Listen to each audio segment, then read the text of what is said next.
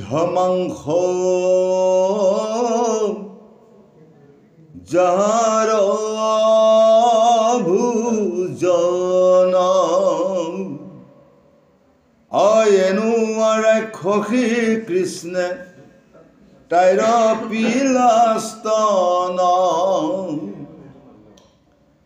মাৰিবে আখিলা তথা পিতু দিলা গতি হেনয় কৃষ্ণৰ পদে নচাৰু কমতি কৃষ্ণে কহিলন তয়নতে সপ্তমধ্যায় ব্ৰহ্মকৰ্ম আদিতে পদাৰ্থ গোট সাত পাৰ্থে বোলে শুনিও কওঁ দৈৱ কি ৰসুত কাক বুলি ব্ৰহ্ম কৰ্ম কোন অধিভূত এই অধিদেৱ অধ্যাত্মক জানি কোন মতে অধিযজ্ঞ ভিন্ন কৰি কহিলা পূৰ্বতে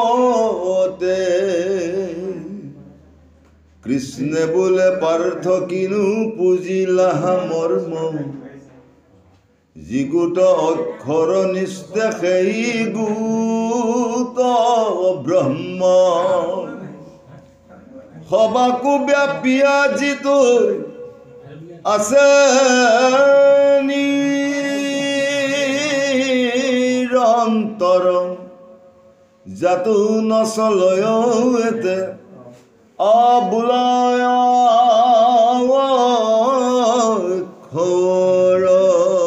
জয় কৃষ্ণ জয় কৃষ্ণ। হে গুৰু নমস্কাৰ। এটা পৰৱৰ্তী গীতাৰ অষ্টম অধ্যায় অক্ষৰ ব্ৰহ্মযোগ আৰম্ভ হৈছে। এই অক্ষৰ ব্ৰহ্মযোগৰ নামৰ সাম্যক বিশ্লেষণ আমি অক্ষৰভাৱে কৰিব লাগিব। এই অক্ষৰ মানে কি আৰু ব্ৰহ্ম মানে কি? এই অক্ষৰ ব্ৰহ্ম এই তত্ত্বটো অৰ্জুনৰ আগত কিয় বুজাব লগা হৈছে এই কথাখিনি আমি জানিব লাগিব। গতিকে এই গুৰু সমস্ত গীতাৰ জন্ম ক'ত? কুৰুক্ষেত্ৰ মহাসমৰৰ ধামভূমিয়াত যুদ্ধৰ আগমুহূৰ্তত যেতিয়া অৰ্জুনৰ ধনু যেতিয়া হাতৰ পৰা খহি গৈছিল, তেওঁ বীৰ দৰ্পে যুদ্ধত পবিত্ৰ হ'বলৈ গৈ কৃষ্ণক যেতিয়া কৈছিল, ইতিমধ্যে যুদ্ধৰ ৰণলংকা কৌৰৱ আৰু পাণ্ডৱৰ দুই পক্ষৰ মাজত হৈ গ'ল। এতিয়া কেৱল আক্ৰমণ বুলি কৈ ইটো পক্ষই সিটো পক্ষক যুদ্ধ কৰিব লাগে। এই মুহূৰ্ততে কৃষ্ণই অৰ্জুনৰ মনত এনেকুৱা এটা ভাৱনা সোমাই দিলে যে কৃষ্ণই অৰ্জুনে তেওঁক ক'ব লগা হ'ল, এই সখী যে মহাবীৰসকল কৌৰৱৰ লগত আছে, তেওঁলোকৰ লগত এতিয়া মই যুদ্ধ কৰিব লাগিব। কিন্তু এই 11 অক্ষয়খিনি সেনা কৌৰৱৰ মাজত কোনে ক'ত অৱস্থান কৰি আছে তাক যদি মই নিৰীক্ষণ কৰিবলৈ নোৱাৰোঁ, তেতিয়াহ'লে লক্ষ্য স্থিৰ কৰা সম্ভৱ নহ'ব। গতিকে অকণমান আগবাঢ়ি যাওঁ ৰথখন, আৰু তাৰপিছতে মই কোনে ক'ত আছে মই প্ৰত্যক্ষ কৰিম। কৃষ্ণই আনন্দ মনেৰে তেওঁতো ভাবিছে যে এই কথাটোৰ কাৰণে, এই কৰ্মখিনিৰ কাৰণে অৰ্জুনক তেওঁ এনেদৰে তেওঁ মানসিকভাৱে তেওঁ আগবঢ়াই লৈ গৈছে। অৰ্জুনৰ কথা মতে তেওঁ ক'ত ৰথখন আগুৱাই নি দুয়ো সেনাৰ মাজত ৰাখি দিয়ে। ৰাখি দিয়াৰ পিছত প্ৰথমতে কৃষ্ণই শত্ৰু পক্ষৰ চাৰিওফালে এপাক চালে, অৰ্জুনেও চাইছে, কিন্তু কৃষ্ণৰ দৃষ্টিটো বেলেগ উদ্দেশ্য, অৰ্জুনৰ দৃষ্টিটো এটা বেলেগ উদ্দেশ্য। আৰু যি কি নহওক, যেতিয়া অৰ্জুনে দেখিলে যে সন্মুখত গুৰু দ্ৰোণাচাৰ্য, তাৰ লগতে দেখা পালে পিতামহ ভীষ্ম, তাৰ পিছতে বাকী আনুষংগিক যাক চকুত পৰিছে দেখিছে সমস্ত বিলাক মোৰ নিজৰ মানুহ। তেওঁলোকে অজ্ঞানতা বশতঃ হওক, কিবা এটা কৰ্মৰ বিপাকতে হওক, দুৰ্যোধনক সহায় নকৰাকৈ থাকিব নোৱাৰে কাৰণে তেওঁলোক আহিছে। কিন্তু অৰ্জুনৰ মনত এটাই ধাৰণা যে তেওঁলোকৰ যিমানে শক্তি নহওক কিয় মই সকলোকে মই নিপাত কৰিব পাৰোঁ, গতিকে এওঁলোকতো মৰিব আহিছে। এই ধাৰণাটো অহাৰ লগে লগে তেওঁৰ মন ব্যথিত হৈ গ'ল। মনত চিন্তা কৰিলে যে এইসকলক মাৰি মই কি পাম? ভাই ভাতৃসকলক বংশ ৰক্ষা কৰাৰ কাৰণতে হওক, সকলোকে মই লালন পালন কৰিব লাগে, সেৱা পূজা কৰিব লাগে, সকলোৰে লগত মই এটা বিষয় সম্বন্ধ কৰি মই সুখী হ'ব লাগে। আজি মোৰ নিজৰ বিষয় সুখৰ কাৰণে মই নিজৰ ভাই ভাতৃসকলক মাৰিবৰ কাৰণে আহিছোঁ। এনেকুৱা ভাৱনা অহাৰ লগে লগেই তেওঁৰ হাতৰ পৰা ধনুকাঁড় পৰি গ'ল। অৰ্জুনে তেতিয়া কৃষ্ণৰ ওচৰত হাত জোৰ কৰি কৈছে, হে প্ৰভু, মই যুদ্ধ কৰিব নোৱাৰো, মোৰ নিজৰ আপোন মানুহখিনিক মাৰি মই কুলক ক্ষয় কৰিব নোৱাৰো, মই কেতিয়াও এনেকুৱা অকাৰ্য কৰিব নোৱাৰো। মোৰ হাত কঁপিছে, ভৰি কঁপিছে, কোন হতে মই গুৰুক বধ কৰিম, কোন হতে মোৰ পিতামহ ভীষ্মক বধ কৰিম, কোন হতে মোৰ ভাই ভাতৃ এই সমস্ত বধ কৰিম। তাৰ পিছতে কৃষ্ণই এই সুযোগটো লৈ এতিয়া তেওঁৰ মন বুদ্ধিত এক মহা আধ্যাত্মিক আৰু পাৰমাৰ্থিক জ্ঞান দিবৰ কাৰণে প্ৰযত্ন কৰিছে।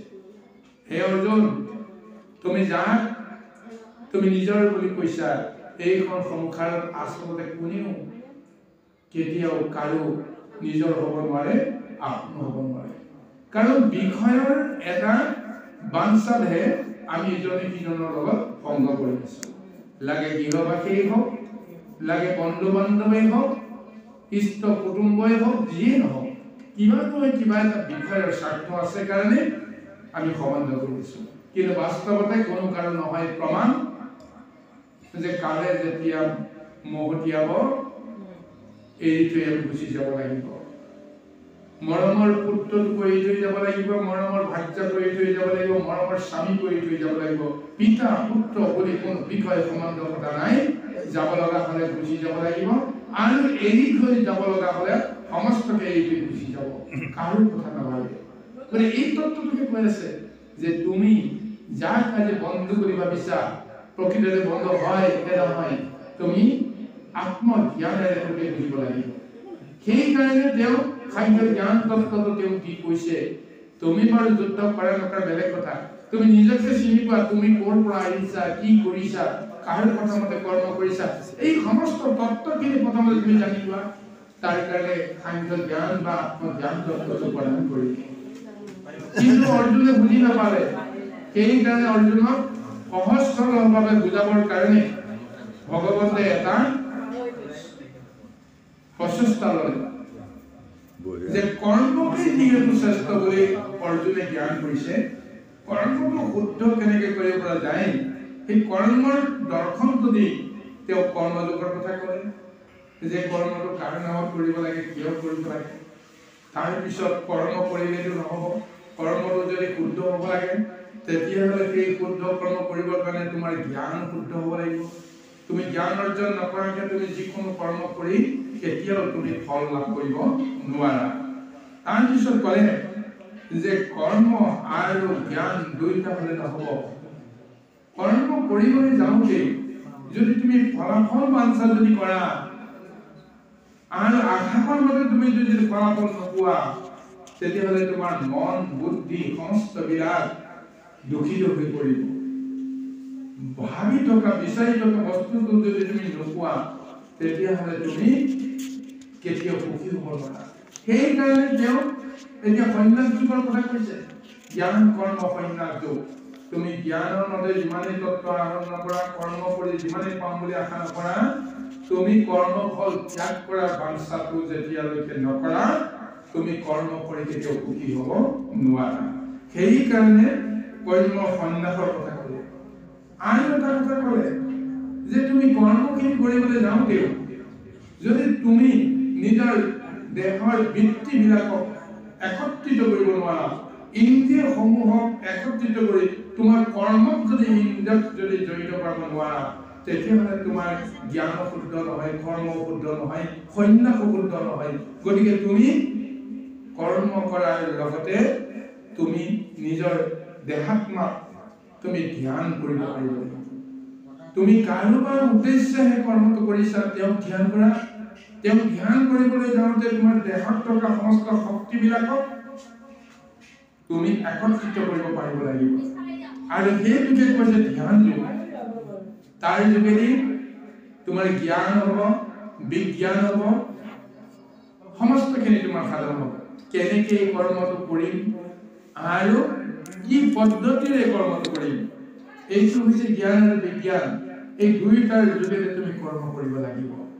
এই হৈছে সপ্তম অধ্যায়ৰ দৰ্শন। তাৰ পিছত এতিয়া অষ্টম অধ্যায়ত এতিয়া অক্ষৰ ব্ৰহ্মযোগৰ কথা কোৱা হৈছে।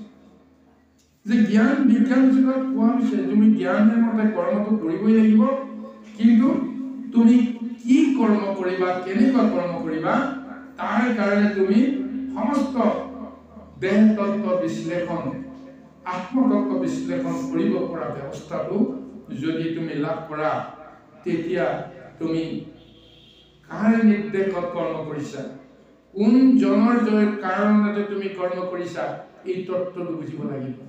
নিজৰ দেহত কোন আছে, এই শক্তিটো আমি ক'ৰ পৰা পাইছো, এই তত্ত্বটো যদি বিজ্ঞান বিশ্লেষণৰ মাজেৰে কৰিব নোৱাৰা, তেতিয়াহ'লে তুমি কোনো কাৰণতে কোনো কৰ্মত তুমি সঠিকভাৱে তুমি সফল হ'ব নোৱাৰিবা। এই কাৰণে এই অষ্টম অধ্যায়ত অক্ষৰ ব্ৰহ্ম দুয়োটাকে এক সংযোগ কৰি আমি মহাজ্ঞানটো যদি বুদ্ধিটো যদি আমি ল'ব পাৰোঁ, তেতিয়াহে আমি কৰ্মত সফল হ'ব পাৰোঁ। আৰু তেতিয়া প্ৰভু ভগৱানে আমাক কেনেকৈ কৃপা কৰে তাৰ দৰ্শনটো এতিয়া আমাক কৈছে।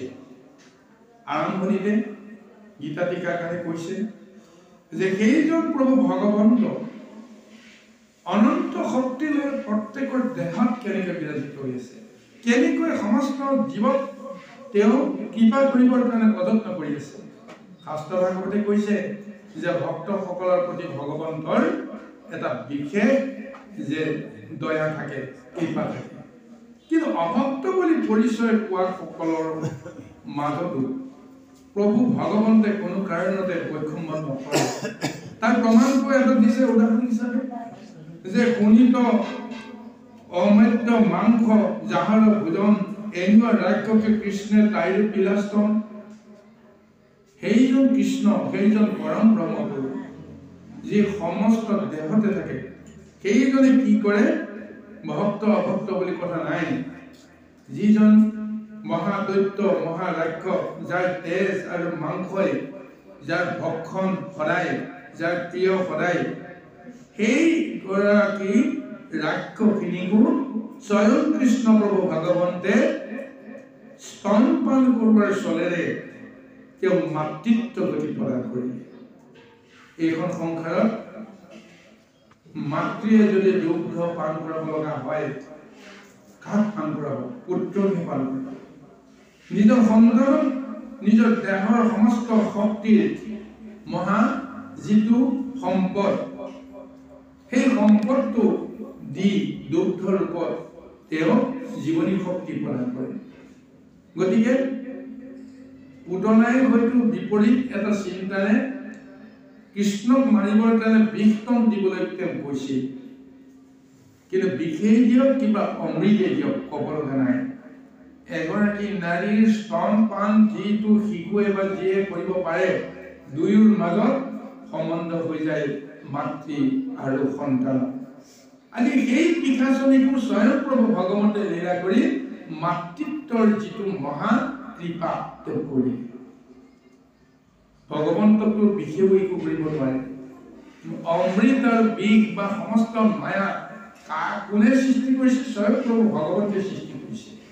গতিকে যিজনে যিটো শক্তিৰে, যিটো সম্পদ বা যিটো ব্যৱস্থাৰে তেওঁ সৃষ্টি কৰিছে, সেইবিলাকে কেতিয়াও তেওঁ দুখত কেতিয়াও পেলাব নোৱাৰে। গতিকে সেইকাৰণে কৈছে মাৰিলে আঁকিলা তথাপিতো দিলা গতি হেনয় কৃষ্ণ লগতে নচাৰো মতি। যে যিজনে শত্ৰু মিত্ৰ বুলি জীৱসকলক পক্ষপাত নকৰে, কোনোবা শত্ৰুবুদ্ধিয়ে ভগৱন্তক যদি আক্ৰমণ কৰিবলৈ আহে তাকো ভগৱন্তে তেওঁ মাৰাৰ চলেৰে পৰম গতি প্ৰদান কৰে।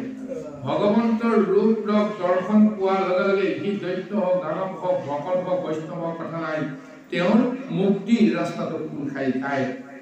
আৰু যদিহে স্বয়ংপ্ৰভু ভগৱন্তে কাৰোবাৰ শৰীৰত যদি স্পৰ্শ কৰে, শত্ৰু বুদ্ধিয়ে স্পৰ্শ কৰক বা ভক্ত স্বৰূপে তেওঁক আশীৰ্বাদৰ স্বৰূপে স্পৰ্শ কৰক, ভগৱন্তৰ শৰীৰৰ স্পৰ্শ পোৱাৰ লগে লগেই তেওঁৰ দেহ ভগৱন্তৰ দেহৰ দৰে পবিত্ৰ হৈ পৰিব। গতিকে এই হৈছে আধ্যাত্মিক দৰ্শন। গতিকে কৃষ্ণই যাকে তাকে কেতিয়াও দৰ্শনো নিদিয়ে, যাকে তাকে কাকো কেতিয়াও স্পৰ্শও নকৰে। যেতিয়াই কাৰোবাক কৰিব জানিব লাগিব তেওঁ মহামুক্তিৰ ব্যৱস্থাটো হৈ গৈছে। গতিকে সেইকাৰণে আজি কোৱা হৈছে সেইজন কৃষ্ণই এতিয়া সপ্তম অধ্যায়ত এটা কথা কৈছিল, অৰ্জুনৰ মনত সেই প্ৰশ্নটো আহিছে যে কৃষ্ণে কহিল অন্তে সপ্তম অধ্যায় ব্ৰহ্ম কৰ্ম আদি যে পদাৰ্থ গোটা সাত পাৰ্থে বোলে কণীয়কো দৈৱকীয় গোট কাকো বুলি ব্ৰহ্ম কৰ্ম কোনো অধিভূত। এই ব্ৰহ্ম বুলি যাক কোৱা হৈছে স্বয়ং প্ৰভু ভগৱন্তৰ যিটো তত্ত্ব, ভগৱন্তৰ যিটো আচল যিটো সত্তা, সেইটোৱে হৈছে ব্ৰহ্ম। সেই ব্ৰহ্ম সত্তাটো হৈছে অদৃশ্য। সেই অদৃশ্য পৰম ব্ৰহ্ম, সেই ব্ৰহ্মই সমস্ত জীৱ সমস্ত জগতক সৃষ্টি কৰাইছে, পালন কৰাইছে, সংগ্ৰহ কৰাইছে। এতিয়া ক'বলৈ গৈছে যে আমি সমস্ত কৰ্ম যদি কৰিব লাগে সেই ব্ৰহ্ম কৰ্ম বুলি ধাৰণা কৰিয়ে কৰিব লাগিব, ঈশ্বৰৰ কৰ্ম বুলি ধাৰণা কৰিব লাগিব। সেইকাৰণে এতিয়া প্ৰশ্ন কৰিছে কৃষ্ণ যে ব্ৰহ্ম কৰ্ম আচলতে কি, এই কথাটো মই বুজিব লাগিব। আৰু অধিভূত কি, অধিদেৱ কি, আধ্যাত্মিক জ্ঞান কি, এই সমস্ত কথাখিনি মই জানিব লাগিব। আৰু আপুনি কৈছে যে অধিযজ্ঞ কৰিব লাগে, অধিভূতৰ জৰিয়তে সমস্ত কৰ্মখিনি আমি কৰিব লাগিব। গতিকে সেই গোটেই তত্ত্বটো আমি জানিব বিচাৰো। এতিয়া অৰ্জুনে সেই প্ৰশ্নটোৰ জৰিয়তে নিজৰ দেহাত্ম কি আছে, মনুষ্য দেহাত্ম কি আছে, কোনে আমাক চলাই আছে, কি শক্তি আমাৰ দেহত কোনে প্ৰদান কৰি আছে, এই তত্ত্বটো জানিব বিচাৰিছে। এই তত্ত্বটো অকল অৰ্জুনে জানিলে নহ'ব, আমিও জানিব লাগিব। যিটো দেহক লৈ আমি অহংকাৰ কৰি আছো, যিটো দেহক লৈ মই কৰা কৰ্ম বুলি আমি গৌৰৱ কৰিছো, কিন্তু প্ৰকৃততে এইটো দেহ আমাৰ হয় নে নহয়, এই কথাটো আমি চাব লাগিব। এই দেহটো আমিতো এইখন সংসাৰলৈ আহোঁতে লগত লৈ অহা নাছিল, মনতো আমাৰ নাই। আমি জ্ঞান দৃষ্টিৰে বুজিছো যে মাতৃ গৰ্ভৰ পৰা আমি এই মায়া সংসাৰলৈকে আমি জন্মসূত্ৰে আমি আগমন কৰিছো। তাৰমানে মাতৃ দেহতেই আমাৰ দেহটো সৃষ্টি হৈছিল। তেতিয়াহ'লে এইটো দেহ আমাৰ বুলি কেনেকৈ কম? আৰু এই দেহটোক লৈ আমি ক'লৈ যাম? মায়া সংসাৰলৈ আহিছো, মায়া সংসাৰলৈ এৰি থৈ আমি গুচি যাম। তেতিয়া কোনটো শক্তি আমি বেলেগৰ পৰা আহি এই মায়া সংসাৰত প্ৰৱেশ কৰিলো, আৰু কোনটো শক্তি এই মায়া সংসাৰৰ পৰা গুচি যাবই লাগিব?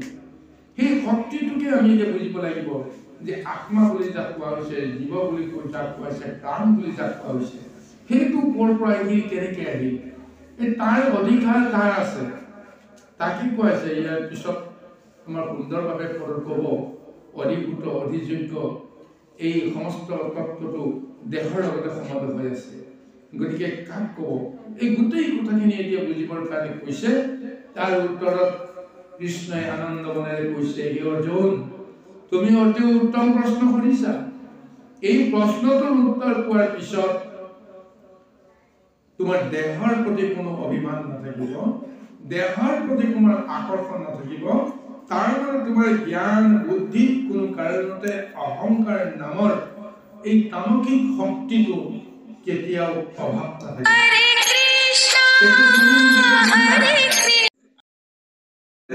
গ্ৰহণ কৰিব পৰা মানসিকতাটোৱে হৈছে সন্ন্যাস। দেৱ কৃষ্ণ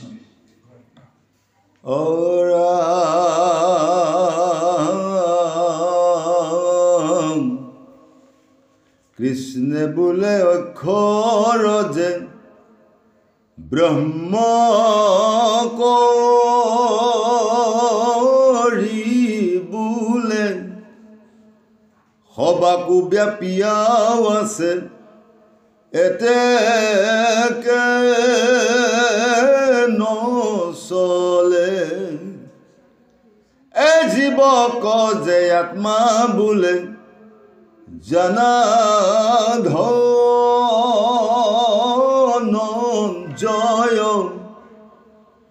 স্বভাৱতে ভুক্তা ৰূপে দেহত আশ্ৰয়। দেৱক উদ্দেশ্যি যজ্ঞ দৈব্য কৰে ত্যাগ তাকে কৰ্ম বোলে জানিও ক মহাভাগ। এতিয়া অৰ্জুনে কৈছে যে হে সখী, এতিয়া দেহটোৰ মাজতে আচল তত্ত্বটো তুমি যদি বুজিব পাবা তেতিয়াহ'লে ব্ৰহ্মৰ যিটো ৰূপ তুমি চিনিব পাৰিবা। ব্ৰহ্মৰ দুটা ৰূপ আছে, এটা হৈছে খৰ, এটা হৈছে অক্ষৰ। এতিয়া খৰ মানে কি? এটা হৈছে খৰ, খৰ মানে যাৰ খৰণ আছে, খৰণ মানে গতি আছে, ইফালৰ পৰা সিফাললৈ যাব পৰা, তাকে কোৱা হৈছে খৰণ। আৰু যিটো ক'তো নাযায় সেইটোকে কোৱা হৈছে অক্ষৰ, সি ক'তো চলাচল নকৰে। এতিয়া যাক আমি ব্ৰহ্ম বুলি কওঁ, সেই ব্ৰহ্মৰ স্বৰূপটো হৈছে অক্ষৰ, সি ক'তো গতি কৰিব লগা নাই। গতিকে সেইকাৰণে সেই ব্ৰহ্মৰ প্ৰকৃত স্বৰূপটো হৈছে অক্ষৰ। এটা চমুকৈ বুজাবলৈ কৈ আছে, গোটেই ভৱ সংসাৰখনত যিজন পৰিব্যাপ্ত হৈ আছে, সমস্ততে তেওঁ আৱৰি আছে, তেওঁ কলৈ যাব? তেওঁ কলৈকো যাব লগা নাই। গতিকে ব্ৰহ্ম পুৰুষজনক হৈছে সেই ৰূপটোত থাকে অক্ষৰ। তুমি দেহৰ ভিতৰতো বিচাৰিব পাৰা, দেহৰ বাহিৰতো বিচাৰিব পাৰা। বাহিৰে ভিতৰে আকাশে বতাহে পাতালে বিশ্ব ব্ৰহ্মাণ্ড য'তে যি ৰূপতে নাথাকে কিয় অখণ্ড মণ্ডলাকাৰম যে ব্যাপ্ত যেনে চলাচল, কোনো খণ্ড খণ্ড কৰিব নোৱাৰা যিটো ৰূপ, সেইটোৱেই হৈছে অখণ্ড মণ্ডল। সেই অখণ্ড মণ্ডলতে পৰিব্যাপ্ত হৈ থকা জন ইঠাইৰ পৰা সিঠাইলৈ যাব লগা নহয়। গতিকে সেই ৰূপটোক কোৱা হৈছে অক্ষৰ। আৰু ব্ৰহ্মৰ স্বৰূপটো কি? যে ব্ৰহ্মক তুমি অস্বীকাৰ কৰি কোনো কৰ্ম কৰিব নোৱাৰা। ব্ৰহ্ম যে নিৰাকাৰ, সেইকাৰণে আমি তেওঁক অবিশ্বাস কৰিব লগা হয়। কিন্তু প্ৰকৃততে আত্মজ্ঞান থাকিলে আমি কেতিয়াও তেওঁক অস্বীকাৰ কৰিব নোৱাৰো। নিৰাকাৰত হ'লে বুলি চকুৰে দেখা নাপালে বুলি তেওঁক অবিশ্বাস কৰি নহয়। তাৰ বিশ্বাসযোগ্য প্ৰমাণ বিজ্ঞান ভিত্তিক বিশ্লেষণ আমাৰ দেহৰ মাজতে আমি কৰিব পাৰোঁ। কিয় নেদেখা ভগৱন্তজনৰ সমস্ত শক্তিক লৈ আমি জানো দেহটো চলি থকা নাই জানো? আমি আহাৰ খাইছো, আহাৰৰ জৰিয়তে আমি শক্তি পাইছো, শক্তিকোণ আমি দেখিছো নেকি? নাই দেখা। জ্ঞান বুদ্ধি বিবেচনা নামৰ যিটো ব্যৱস্থা আমাৰ দেহৰ মাজৰ পৰা আহি যায়, সেইটো আমি দেখিছো নেকি? নাই দেখা। ভাল পোৱা বেয়া পোৱা ভাৱনাবিলাক আমি দেখিছো নেকি? নাই দেখা। এই অনুভৱৰ এটা মাধ্যমহে মাথো, তাকে আমি বিশ্বাস কৰিব লাগিব। এটা মানুহ যে মৰিম, এটা মানুহ যে জীয়াই আছে, মৰা আৰু জীয়াটোৰ মাজত আমি পাৰ্থক্য কেনেকৈ উলিয়াম?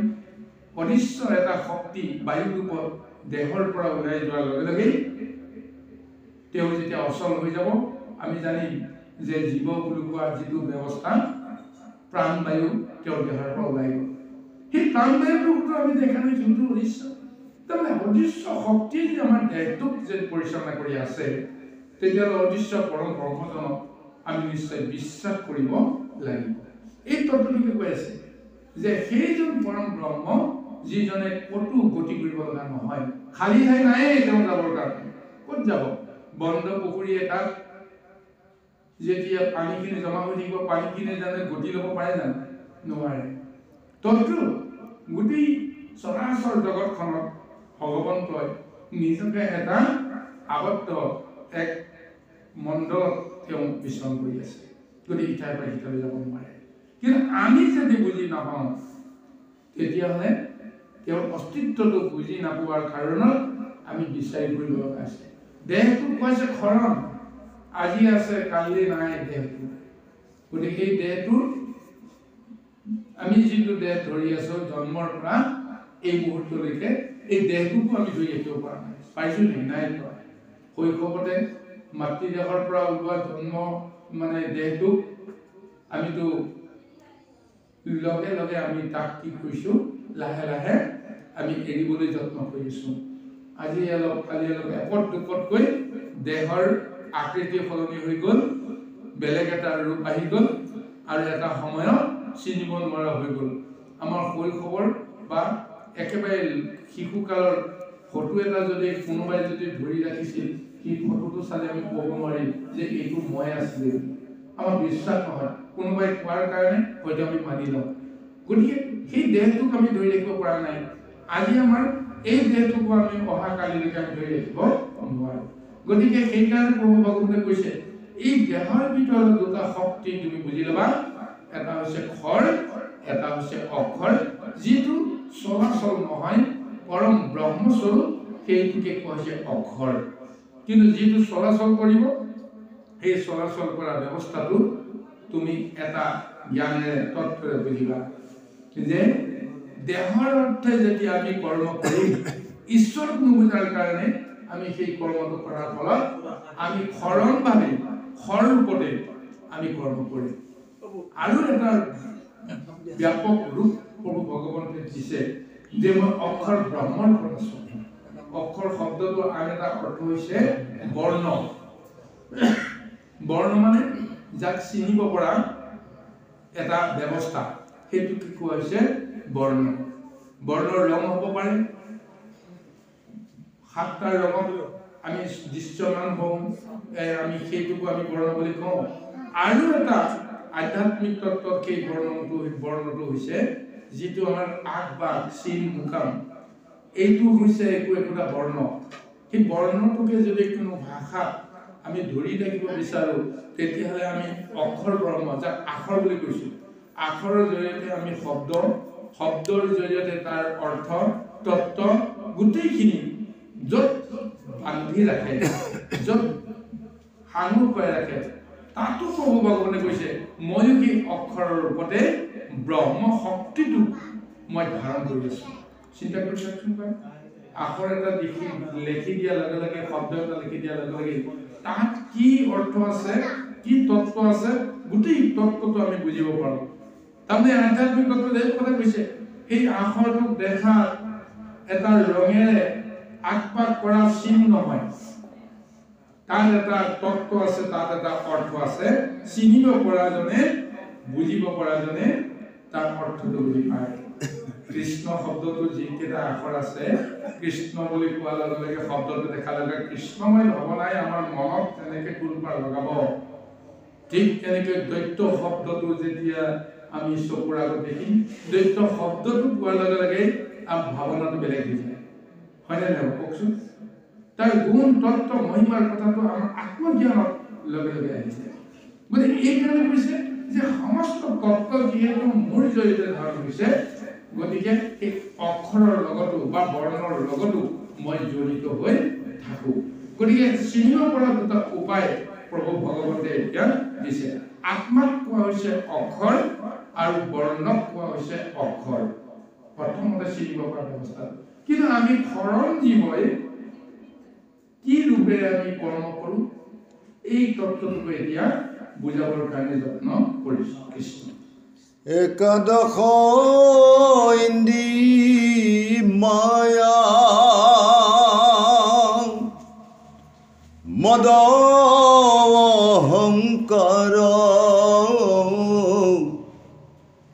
পঞ্চভূত সূক্ষ্ম পঞ্চ তন্মাত্ৰ তাহাৰ এহি খেচ বিষ তত্ৰে দেহ হুয়া জুত জানিবা দেহকে বু লয় অধিভূত অধিদেৱ যাক বুলি পুৰুষ বৈৰাগ্য সৰ্বঠায়ে থাকে সূৰ্য মণ্ডলৰ মাধ্য সেয়াতি পুৰুষ সৰ্ব দেৱতাৰ পতি সেহি গোটা অধিদৈৱ জানা মহামতি। এতিয়া অৰ্জুনক পুনৰ কৈছে যে হে সখী, দেহৰ ভিতৰত দুটা তত্ত্ব আছে, এটা হৈছে জীৱ আৰু আনটো হৈছে জীৱাত্মা আৰু আনটো হৈছে মানে দেহাত্মা। এতিয়া জীৱাত্মাকে বুলি কোৱা হৈছে আত্মা বুলি কৈছে, যাক জীৱ বুলি কোৱা হৈছে সেইটো আত্মা বুলি ধৰিবা। নেদেখাজন কোনজন, পৰমাত্মাজন কোনজন তুমি এতিয়া বুজিব নালাগে, কিন্তু প্ৰথমতে জীৱ বুলি যিটো সত্তাই দেহটোক পৰিচালনা কৰি থকা বুলি জ্ঞান কৰা যায়, সেই জীৱকে কোৱা হৈছে আত্মা। আৰু সেই জীৱাত্মাই কি কৰে? দেহক আশ্ৰয় কৰি ভোগ কৰে। দেহৰ জৰিয়তে সমস্ত ভোগ কোনে কৰে? জীৱাত্মাই কৰে। আৰু কোৱা হৈছে দেৱক উদ্দেশ্যি যজ্ঞ দ্ৰব্য কৰে ত্যাগ, তাকে কৰ্ম বুলি জানিও কমাবা। এতিয়া এই ভোগ কৰিবলৈ যাওঁতে যদি জীৱই দেৱক উদ্দেশ্য কৰি যদি কৰ্ম কৰে, সেই কৰ্ম কৰাৰ ফলতো তেওঁ যদি কৰ্মফল ত্যাগ কৰি কৰ্ম কৰা আনন্দটো যদি লাভ কৰে, প্ৰকৃততে তাকে কৰ্ম বুলি কোৱা হৈছে। প্ৰথমতে আপোনাৰ তৃতীয় অধ্যায় সুন্দৰভাৱে কৈছে যে কৰ্ম কাক কয়? কৰ্মৰ ভাগ আছে। যিটো কৰ্ম কৰি তুমি নিজক নিজে সুখী হ'ব পাৰা, নিজক নিজে অতি আনন্দ উপভোগ কৰিব পাৰা যে মই এটা ভাল কৰ্ম কৰিলোঁ, সেইটোহে প্ৰকৃততে কৰ্ম। কিন্তু যিটো কৰ্ম কৰি তুমি নিজে নিজে সুখী হ'ব পৰা নাই, যে মোৰ ক'ৰবাত ভুল হ'ল নেকি, মই কৰিব নলগা কামটো কৰিলোঁ নেকি, বা জানি বুজি তুমি নকৰিব লগা কিবা এটা কৰ্ম কৰাৰ পিছত তুমি কেতিয়াও সুখী হ'ব নোৱাৰা। কিন্তু প্ৰকৃত কৰ্ম সেইটোকে বুলি কৈছে, যিটো কৰ্ম কৰি তুমি সঁচাকৈ আনন্দিত হ'ব পাৰা, সঁচাকৈ তুমি নিৰ্ভীক হ'ব পাৰা, কাকো তুমি কেতিয়াও ভয়ভীত কৰিব লগা নহয়, সেই ব্যৱস্থাটো কৈছে কৰ্ম। গতিকে এই দেহৰ জৰিয়তে আমি কৰ্ম কৰি যদি আমি কোনোবা জনৰ অৰ্থে কৰ্মটো কৰি আমি যদি নিজকে সুখী হ'ব পাৰোঁ, প্ৰকৃততে তাকে কোৱা হৈছে কৰ্ম। এই কৰ্ম কৰিবলৈ যাওঁতে আমাৰ কি হয় জানে? যে দেহক প্ৰভু ভগৱন্তে 24টা মহাতত্ত্ব প্ৰদান কৰিছে। এই 24টা মহাতত্ত্ব দেহতে আবদ্ধ হৈ আছে। তাৰ ভিতৰত আছে একাদশ ইন্দ্ৰিয়, মন, অহংকাৰ, দম্ভ, তাৰ বাহিৰে পঞ্চ তন্মাত্ৰ আছে, পঞ্চভূত আছে, এনেদৰে 10 ইন্দ্ৰিয় আছে, 24টা মহাতত্ত্ব দেহত দি থৈছে। এই 24টা মহাতত্ত্ব প্ৰভু ভগৱন্তৰ সৃষ্টিৰ আদিতেই নিৰাকাৰত এই মহাতত্ত্বকেইটা তেওঁ প্ৰকৃতিত তেওঁ জন্ম দিছিলে। আৰু সেইকেইটা তত্ত্বকে প্ৰভু ভগৱন্তে বিজ্ঞান এক ব্যৱস্থাৰ মাজেৰে একত্ৰিত কৰা এটা ৰূপ দিলে, সেইটো হৈছে দেহ। এই দেহক তৃতীয় তেজ মৰুত ৰূপ আকাশ বায়ু অগ্নি ক্ষিতি বা মাটি আৰু জল এই পঞ্চটা তত্ত্ব এক কৰি দিয়াৰ লগে লগে এটা ৰূপ পাই সেই ৰূপটোৰ প্ৰভু ভগৱন্তে বাকী 19টা মহা তত্ত্বৰ ভিতৰত সংযোগ কৰাই দি তেওঁ নিজেই পৰমাত্মা ৰূপে যেতিয়া প্ৰৱেশ কৰিলে লগে লগে চৈতন্য ৰূপত জীৱৰ এক ৰূপ পাই আৰু সেই তত্ত্বটোকে এতিয়া কৈ আছে যে আমি কৰ্মখিনি কৰিবলৈ যাওঁতে এই 24টা মহাতত্ত্বক একত্ৰিত কৰি আমি কাৰোবাক বা যিজন ইষ্টজনক আমি সমৰ্পণ কৰিব পাৰিব লাগিব অৰ্থাৎ সমস্ত দেহ ইন্দ্ৰিয় প্ৰবৃত্তিবিলাকক যাৰ চৰণত অৰ্পণ কৰি কৰ্ম কৰিম সেই কৰ্মটোৱে হৈছে প্ৰকৃত কৰ্ম এই তাৰ ফলত যে ক'বলৈ গৈছে চাওক এহিকে 24 তত্ত্ব দেহ হোৱা সুজুত জানিবা দেহক বোলৈ অধিভূত এই দেহটোক কোৱা হৈছে অধিভূত ভূত মানে কি আজি আছে কালি নাই এই কালৰ অধিকাৰত তেওঁ জড়িত হৈ আছে সময় নষ্ট কৰি দিব এইটো দেহ গতিকে দেহক সেইকাৰণে কোৱা হৈছে অধিভূত ভূত মানে পাৰ হৈ যোৱা ব্যৱস্থাটো কোৱা হৈছে ভূত যিটো বস্তু আৰু আমি পুনৰ ঘূৰাই নাপাম এইটো হৈছে ভূত আৰু এই দেহটো সেই ভূতৰ অধিকাৰত আছে বা অতীতৰ অধিকাৰত আমি নিজৰ দেহটো অৱস্থান কৰিব লগা হৈছে গতিকে দেহটোক কোৱা হৈছে অধিভূত আৰু অধিদেৱ যাক বুলি পুৰুষ বৈৰাগ সৰ্বথাই থাকে সূৰ্য মণ্ডলৰ মাজত এতিয়া অধিভূত কোনে চলায়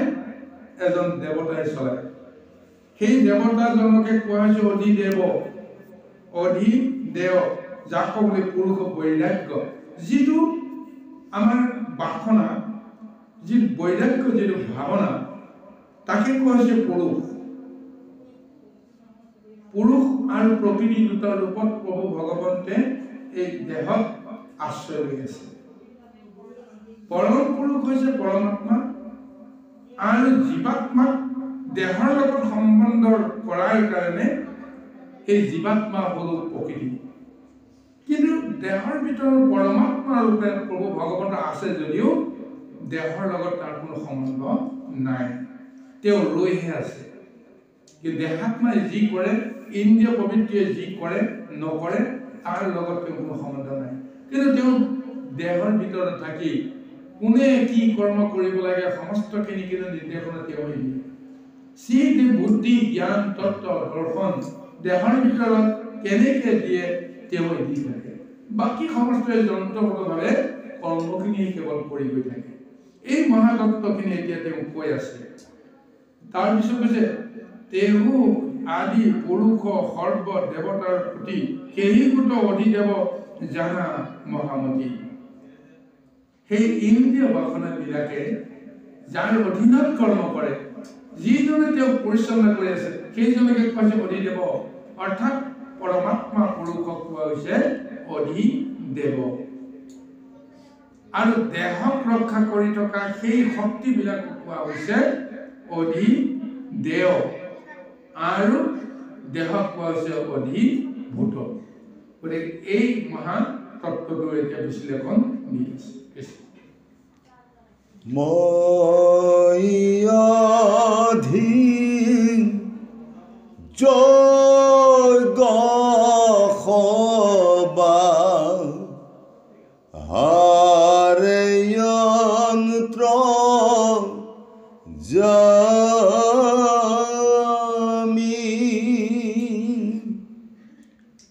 পৱত্ৰ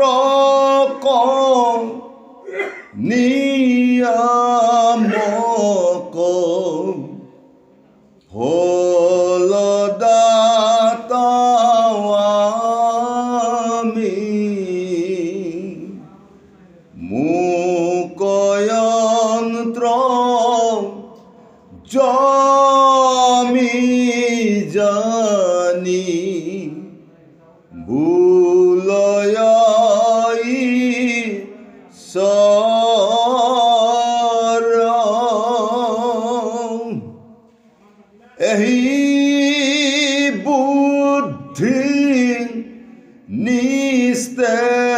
ভক্তি বাহে পুৰুষৰ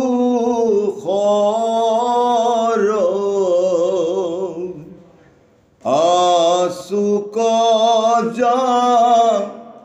নিবে নাম লয়ে বাৰ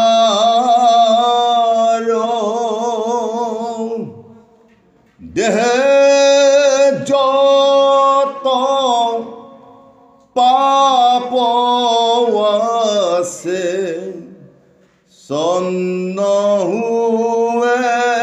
তাৰ সৰ্বদা যে স্মৰে তাৰ কি কহিব কথা মৃত্যু কালে স্মৰণৰ শুনিও ব্যৱস্থা। এতিয়া অৰ্জুনক পুনৰ কৃষ্ণই কৈছে যে হে সখী, এতিয়া যে মই যে তোমাৰ ইমানখিনি কথা কৈ আছো, মই কোন সেইটো তুমি চিনি লোৱা। মই বসুদেৱৰ পুত্ৰ দৈৱকীৰ পুত্ৰ বুলি তুমি চিনি পাই আছা। তোমাৰ মই সখী বুলি তুমি মোক চিনি পাই আছা, কিন্তু প্ৰকৃততে এই দেহৰ ভিতৰত থকা যিজন অধিদেৱ বুলি যাক কোৱা গৈছে পৰমাত্মা প্ৰভু, সেইজনে মই। গতিকে মই আজি তোমাৰ আগত যিটো ৰূপ লৈ আছো, তুমি নাভাবিবা মই মনুষ্য জ্ঞানেৰে তোমাক কথাখিনি কৈ আছো, কিন্তু মই সেইজন, মই তোমাক আজি পৰিচয় দিয়াইছো। এই দেহৰ ভিতৰত পৰমাত্মা ৰূপে গোটেই দেহটো পৰিচালনা কৰি থকা জনে হৈছো মই। সেইকাৰণে মই নিজকে কম যে মই অধিযোগ্য, যে যিমান বিলাক কৰ্ম জীৱই কৰিব লগা হয়, কাৰ কাৰণে কৰিব লগা হয় জানা? মোৰ কাৰণে কৰিব লগা হয়। কাৰণ সমস্ত কৰ্ম ফল দাতা মই। কোনোবাই যদি কিবা এটা কৰ্ম কৰে, ফলটো যদি আমি পাওঁ, ফলটো কোনে দিব বাৰু? যিজনে দিব সেইজনৰ কাৰণেতো আমি কৰ্ম কৰি আছো, নাই জানো বাৰু? গতিকে মই অধিযোগ্য, কাৰণ কৰ্মটোক এটা যজ্ঞ বুলি কোৱা হৈছে, যে সমস্ত যজ্ঞৰ অধিকাৰত যাৰ থাকে সেইজনে হৈছে অধিযোগ্য, আৰু সেইজন মই। তুমি মোক মনুষ্য বুলি জ্ঞান নকৰিবা। এতিয়া মই তোমাক বুজাই আছো, তুমি বুজিব পৰা নাই। মই তোমাক যুদ্ধ কৰিবলৈ কৈ আছো, তুমি মোৰ কথা মানা নাই। কিয় যুদ্ধ কৰিবলৈ কৈ আছো এই কথাটো বুজিবৰ কাৰণে তুমি অকণমান যত্ন কৰিব লাগে। মই কিয় মৃত্যুৰ লগত এটা খেলা কৰাৰ ব্যৱস্থাৰ মাজত তোমাক আগুৱাই লৈ গৈছো, তুমিতো অন্ততঃ এই কথাটো চিন্তা কৰিব লাগিব। জীৱন এটা লাভ কৰিলে জীৱনটোৰ লগত মৃত্যু লগতে জড়িত হৈ থাকে। গতিকে আজি আছে কালি নাই, এই দেহটোক লৈ তুমি মিছা অহংকাৰ মত্ত হৈ আছা, কিন্তু প্ৰকৃততে তুমি কৰ্ম কৰিবলৈ যাওঁতে কিমানক তুমি বধ কৰিব লগা হৈছে, কিমানক মাৰিব লগা হৈছে, তাৰতো হিচাপ নাই। তুমি তোমাৰ মনুষ্য ৰূপে তোমাৰ বিষয়ে পুত্ৰৰ সম্বন্ধ থকা ভাতৃ বা অন্যান্য ইষ্টজনক মাৰাটোকে তুমি অপৰাধ বুলি গণ্য কৰিছা, কিন্তু পদে পদে কিমান জীৱক তুমি মাৰি আছা, বধ কৰি আছা, আহাৰৰ নামতেই হওক, কৰ্মৰ নামতে হওক, এইটোতো তুমি হিচাপ ৰাখা নাই। সেইবিলাক জীৱক মাৰাৰ পিছতো তুমি হিচাপ ৰাখা নাই। আৰু এতিয়া তুমি কাৰ্যক্ষেত্ৰত প্ৰয়োজনীয় কৰ্মটো কৰিবলৈ যাওঁতে তুমি নিজে অস্ত্ৰ ধৰি মাৰাৰ কাৰণে তুমি ভাবিছা যে এইটো অনুচিত। কিন্তু আধ্যাত্মিক তত্ত্বত ক'ব গৈছে সমস্ত কৰ্ম কোনে কৰাইছে এইটো কথা জানিবা, যে মই অধিযোগ্য ৰূপে দেহৰ ভিতৰতে থাকি সমস্ত কৰ্ম মই ইন্দ্ৰিয় প্ৰবৃত্তিৰ জৰিয়তে কৰ্মখিনি কৰাই আছো। গতিকে সেইকাৰণে মোক তুমি জানিব বুজিবলৈ যত্ন কৰিব লাগে। সেইকাৰণে কৈছে যে প্ৰৱৰ্তক নিয়ামক ফলদাতা আমি, মই কেনেকৈ কৰ্ম এটা প্ৰৱৰ্তন লাগে সেইখিনিও মই কৰিম কি নিয়মত কৰ্মটো কৰিব লাগে বিধি ব্যৱস্থাখিনি সেইখিনিও মই কৰিম আৰু কাক কি ফল দিব লাগে সেইখিনিও মই কৰিম বুলি মোক অন্তৰ্যামী বুলি কয় মই সকলোৰে অন্তৰৰ কথা জানো মোক কোনে ক'ব নালাগে যে মোক অমুক লাগে তমুক লাগে এই আইসকল গুৰুসকল আমি ঈশ্বৰৰ পূজা কৰোঁ কিহৰ কাৰণে বিষয় যে আমি আমাৰ দুখ আছে দুৰ্দশা আছে আমাৰ অভাৱ আছে অনাটন আছে অসহ্য বিভূতি আনৰ আছে আমাৰ নাই গতিকে আনতকৈ আমি বেছিকৈ অসহ্য বিভূতি গৰাকী হ'বৰ কাৰণে আমি বাঞ্ছা কৰোঁ সেইকাৰণে আমি ঈশ্বৰৰ পূজা কৰোঁ ভগৱন্তে কৈছে এইটো ৰূপত পূজা কৰিলে মই সন্তুষ্ট নহওঁ কিন্তু যদি তুমি বাৰে বাৰে তুমি মুখে কিবা এটা বাঞ্ছা কৰি বিচাৰি থাকা মোক পূজাই কৰি থাকা তেতিয়াহ'লেতো মইতো অনিচ্ছাকৃতভাৱে দিবই লাগিব সৰু ল'ৰা এটাই যেতিয়া অপ্ৰাপ্য বস্তু এটা বিচাৰি বিচাৰি যেতিয়া আমাক সুখ শান্তি নোহোৱা কৰি থাকে এটা সময়তো আমি তেওঁক অসন্তুষ্ট মনেৰে হ'লে তেওঁক দিবৰ কাৰণে বাধ্য হওঁ যাম যি হয় হ'ব হয়নে নহয় তদ্ৰূপ প্ৰভু ভগৱান তেওঁ অনিচ্ছাকৃতভাৱে কৰ্মৰ ফলটো দি তেওঁ কান্দি থকাটো এটা ডাঙৰ কৰ্ম সেইকাৰণে তেওঁ দিয়া হৈছে নাকান্দাহেঁতেন তেওঁ কেতিয়াও অপ্ৰাপ্য হ'লেও তেওঁ নিদিলেহেঁতেন হয়নে নহয় কওকচোন তদ্ৰূপ প্ৰভু ভগৱন্তে কৈছে সেইটোৱে যে প্ৰৱৰ্তক নিয়ামক ফলদাতা আমি মুখ অন্তৰ্যামী বুলি বোলয় ঈশ্বৰ এই বুদ্ধি নিষ্ঠা ভক্তি বাহে কৰিব যেতিয়া জীৱই বুজি পাব যে মই যিবিলাক আশা কৰিছোঁ সমস্তখিনি সেইজনেহে দিব অন্তৰাত্মা থকাজনে সমস্ত জগতত ব্যাপকভাৱে থকা সৰ্বাত্মক পুৰুষজনেহে অন্তৰ্যামীজনেহে আমাক সমস্তখিনি দিয়ে গতিকে সেইকাৰণে কৈছে যে আচুক জানিবে নাম লৈ একবাৰ দেহত যত পাপ আছে চন্দ হৈ তাৰ এতিয়া মই যে আছো ভিতৰত দেহৰ ভিতৰত এতিয়া মোক বুজিবৰ কাৰণে কি উপায় আছে নেদেখা বস্তুটো বুজিবৰ কাৰণে কি উপায় আছে আৰু সেইজনক সন্তুষ্ট কেনেকৈ কৰিব কোনে কৰিব তেতিয়া কৈছে তাৰ এটা উপায় আছে মোক বুজিবৰ কাৰণে মোক চিনিবৰ কাৰণে মোক সন্তুষ্ট কৰিবৰ কাৰণে এটা উপায় আছে এই উপায় কৈছে নাম নামৰ জৰিয়তে মোক পূজা কৰিব পাৰে নামৰ জৰিয়তে মোক সেৱা কৰিব পাৰে নামৰ জৰিয়তে মোৰ লগত তেওঁ সম্বন্ধ কৰিব পাৰে গতিকে মই অজস্ৰ নাম লৈ আছো অকল ময়ে নহয় এইখন সংসাৰত 84 লক্ষ হাজাৰ জীৱ আছে 84 লক্ষ হাজাৰ জীৱৰ প্ৰকাৰ আছে কিন্তু এটা জীৱৰ প্ৰকাৰত কিমান কোটি কোটি অজস্ৰ কিমান আছে তাৰটো লেখা জোখা নাই গতিকে তাকে কৈ আছে যিমানে যিমান প্ৰকাৰ নাথাকে প্ৰত্যেককে মই এটা এটা নাম দিছো সেই নামৰ তত্ত্বৰে নিজৰ পৰিচয়টো বিচাৰি পায় নিজৰ নামৰ তত্ত্বৰে জগতক তেওঁ নিজৰ পৰিচয়টো প্ৰদান কৰে আৰু যদি কেতিয়াবা তেওঁ এইখন সংসাৰত ঈশ্বৰ হ'ব পাৰে শুদ্ধ হ'ব পাৰে ভকত হ'ব পাৰে মই যিটো নাম যাক দিছো সেইটো নামৰ জৰিয়তে তেওঁ ভকত হ'ব পাৰে সেইটো নামৰ জৰিয়তে তেওঁ ঈশ্বৰ হ'ব পাৰে আৰু সেইটো নামৰ জৰিয়তে তেওঁ কৰ্ম দুখত দৈশ্য দানৱ অসুৰ ইত্যাদি ইত্যাদি সমস্ত হ'ব পাৰে কিন্তু সেই নামৰ মাজেৰে মোকো তুমি বিচাৰিব পাৰিব লাগিব সেই নাম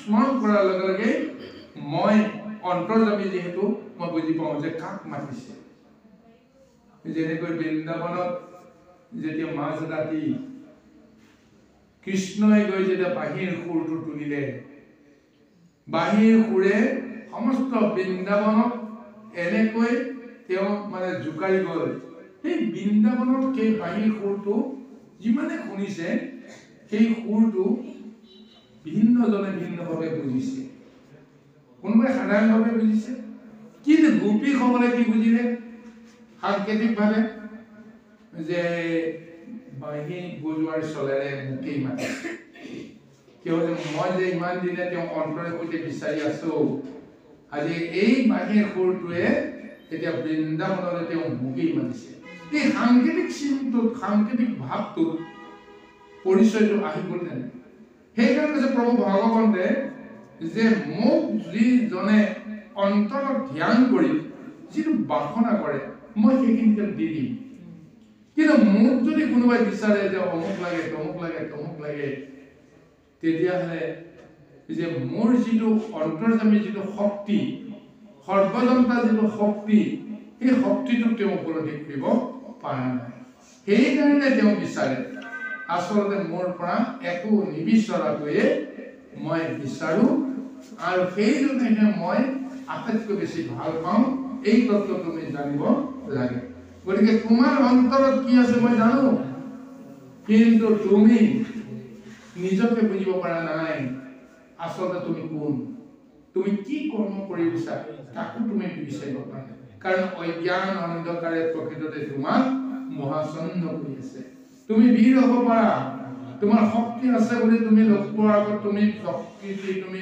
অৰ্জন কৰিব পাৰা কিন্তু তুমি কাৰ শক্তিত বলিয়ান হৈছা কোনে তোমাক সেই শক্তি প্ৰদান কৰি এনেকুৱা এটা জগকীৰ্তিলৈকে আগুৱাই দিছে এই তত্ত্বটো অন্ততঃ বুজিব পৰা হেঁতেন তুমি আজি মোৰ কথা অমান্য কৰিব লগা নহ'ল মই আৰম্ভণিতে কৈছো তুমি যুদ্ধ কৰা আৰু বেলেগ কথা চিন্তা নকৰিব মই যি কওঁ তাকে মানা তাৰপিছত তুমি ক'লা যে নাই মই যুদ্ধ নকৰোঁ তাতকৈ মই ভিক্ষা মাগিয়েই খাম মোক যদি তেওঁলোকে যদি মাৰিব আহে মাৰক মই লাগে মৃত্যু হ'লেও মোক ক'ব লগা নাই কিন্তু জানি বুজি কেতিয়াও মই অনৰ্থ কৰিব নোৱাৰো এয়া তোমাৰ অহংকাৰ সেই অহংকাৰ কাৰণে তুমি এইটো কাম কৰিছা গতিকে সেইকাৰণে মই তোমাক আজি বুজাবৰ কাৰণে যত্ন কৰিছো মই কওঁ কৃষ্ণ